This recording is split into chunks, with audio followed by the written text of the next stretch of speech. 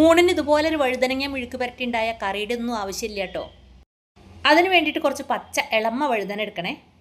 എത്ര ഇളമയായാലും വഴുതനയ്ക്ക് ചെറിയൊരു കലിപ്പുണ്ടാവും. ആ കലിപ്പ് മാറാൻ വേണ്ടി വെള്ളത്തിൽ കുറച്ച് ഉപ്പിട്ടിട്ട് അതിലേക്ക് ഇതുപോലെ മുറിച്ചിട്ട് കൊടുക്കാം. അങ്ങനെ എല്ലാവരും ഉപ്പ് വെള്ളത്തിലേക്ക് മുറിച്ചിട്ടു. അപ്പോൾ എല്ലാവരും പൊങ്ങി വരാൻ ശ്രമിക്കൂ കേട്ടോ. ഇടയ്ക്കിടയ്ക്ക് താഴ്ത്തി കൊടുക്കണേ. അങ്ങനെ ഇത്രയും കാര്യങ്ങളൊക്കെ റെഡിയാക്കി വെച്ച് നമുക്ക് മെഴുക്ക് പുരട്ടി ഉണ്ടാക്കാൻ തുടങ്ങാം. വെളിച്ചെണ്ണ ചൂടാക്കി അതിലേക്ക് ചെറിയ ഉള്ളി, വെളുത്തുള്ളി, ചുമന്ന മുളക്, കറിവേപ്പില ഇതെല്ലാം കൂടി ഇട്ട് ഇളക്കി കൊടുക്കാം. ഇതെല്ലാം ഒന്ന് നന്നായി മൂത്ത് തുടങ്ങിയാൽ അതിലേക്ക് കുറച്ച് അരിമണിയും കൂടി ഇട്ട് കൊടുക്കാം. കൂടെ ഉപ്പും കൂടി ഇട്ടെടുത്തോളൂ. കൂടെ തന്നെ വെള്ളത്തിൽ നിന്ന് പിഴിഞ്ഞ് മാറ്റിയ വഴുതനയും കൂടി ഇട്ട് കൊടുക്കാം. എന്നിട്ട് നന്നായി ഇളക്കി മിക്സ് ചെയ്ത് കൊടുക്കാം. ഗ്യാസ് ഫുള്ളിലിട്ട് ഈ വഴുതനേനെ തിരിച്ചും മറിച്ചും ഇങ്ങനെ ഇളക്കി കൊടുത്തുകൊണ്ടിരുന്നാൽ അത് നന്നായി വാടി കിട്ടും കേട്ടോ. അങ്ങനെ വഴുതന നന്നായി വാടി വരുമ്പോൾ അതിലേക്ക് 1 ടീസ്പൂൺ ചിക്കൻ മസാല ഇട്ടിട്ട് 1 മിനിറ്റ് ഒന്ന് അടച്ചു വെച്ച് കൊടുക്കാം.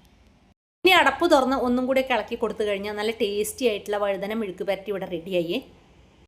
എന്നാൽ പിന്നെ കൂടെ തന്നെ ചില്ലി ഫ്ലേക്സിന് സബ്സ്ക്രൈബും ലൈക്കും ഷെയറും കമൻറ്റും ചെയ്യാൻ കൂടി മറക്കരുതേ. അപ്പോൾ അടുത്തൊരു വീഡിയോയിൽ കാണുന്നത് വരെ എല്ലാവർക്കും ഗുഡ് ബൈ.